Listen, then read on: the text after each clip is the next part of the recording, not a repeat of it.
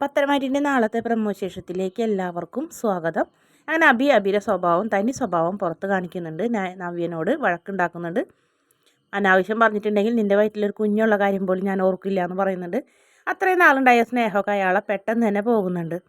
പിന്നീട് കാണിക്കുന്നത് നവ്യനെ നവ്യ അച്ഛനോട് സങ്കടങ്ങളൊക്കെ പറയുന്നുണ്ട്. ഇപ്പം ഗോവിന്ദൻ പറയുന്നുണ്ട്, മോളെ പെൺമക്കൾ അച്ഛനമ്മമാർക്ക് ഭാരമൊന്നുമല്ല, അതുകൊണ്ട് എൻ്റെ മോൾക്ക് ഇവിടെ പിടിച്ച് നിൽക്കാൻ പറ്റില്ല എന്ന് തോന്നിയാൽ അപ്പം അങ്ങോട്ട് വരണം. അത് തന്നെയാണ് അമ്മ നയനനോടും പറഞ്ഞിട്ടുള്ളതെന്നൊക്കെ അച്ഛനും അമ്മയും അത് തന്നെയാണ് പറയണേ എന്ന് പറഞ്ഞ് രണ്ട് മക്കളെ സമാധാനിപ്പിക്കുന്നുണ്ട്. എന്തായാലും നയന ശരിക്കും ആദ്യമായിട്ടാണ് കണ്ണീരോടുകൂടി അച്ഛൻ്റെ അടുത്ത് നിൽക്കുന്ന ഒരു ഭാഗം കാണിക്കുന്നത്. പിന്നീട് ഹോസ്പിറ്റലിൽ എത്തുന്നുണ്ട് അനന്തമൂർത്തി.